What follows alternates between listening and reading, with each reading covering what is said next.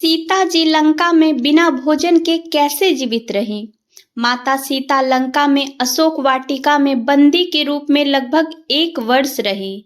इस दौरान उन्होंने एक बार भी रावण द्वारा भेजा गया भोजन ग्रहण नहीं किया। उन्होंने प्रण किया था कि वह रावण के द्वारा भेजा हुआ कुछ भी ग्रहण नहीं करेंगी।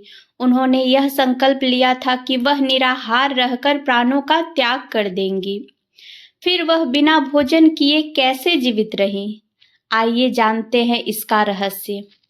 वाल्मीकि रामायण के अनुसार सीता जी के इस संकल्प को देखकर ब्रह्मा जी बहुत चिंतित हो गए।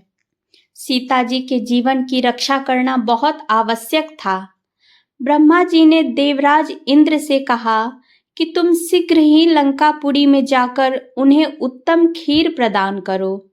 यह ऐसी दिव्य खीर थी जिसे ग्रहण करने के बाद भूख प्यास नहीं लगती थी, साथ ही तेज और बल भी कम नहीं होता था। यह निर्देश पाकर इंद्र निंद्रा को लेकर लंका में माता सीता के पास गए। निंद्रा ने माता सीता की निगरानी में लगे राक्षसों और राक्षसियों को निंद्रा में लीन कर दिया।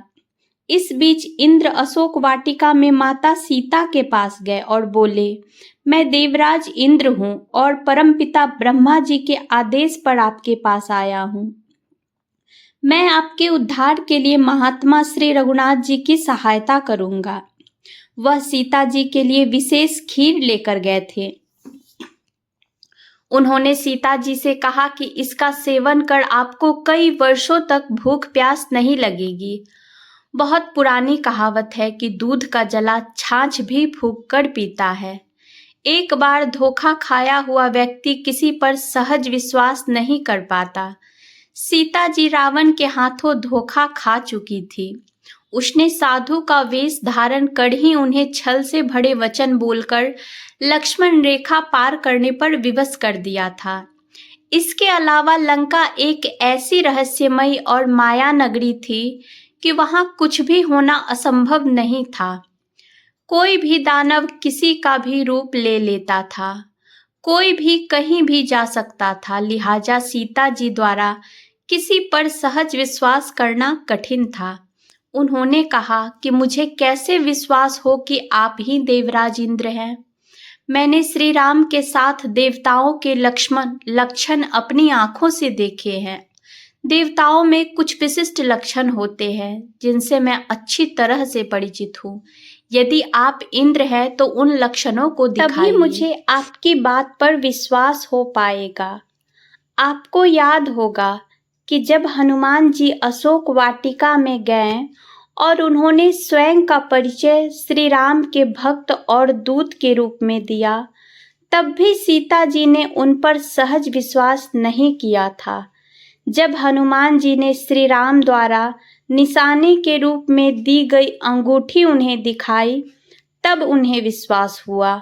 वह इस बात को जानती थी कि किसी के द्वारा भगवान श्री राम की इस अंगूठी की नकल नहीं की जा सकती थी।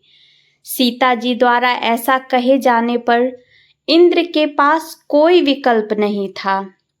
उन्होंने वैसा ही किया। उन्होंने कहा कि देखिए, मेरे पैर धरती का स्पर्श नहीं कर रहे। मैं धरती और आकाश के बीच पर निराधार खड़ा हूँ। सीता जी ने देखा कि इंद्र की आंखों की पलकें नहीं झपक रही थी। इसके अलावा उनके वस्त्रों पर धूल का स्पर्श नहीं था। उनके गले में जो पुष्पमाला डली थी, उसके फूल कुम्हलाए नहीं थे। ये लक्षण देवताओं में ही होते हैं। इन लक्षणों को देखकर सीता माता को विश्वास हो गया कि यही इंद्र हैं। उन्होंने इंद्र द्वारा प्रदान की गई खीर हाथ में लेकर मन ही मन प्रभु श्री राम को निवेदित कर उन्हें ग्रहण किया।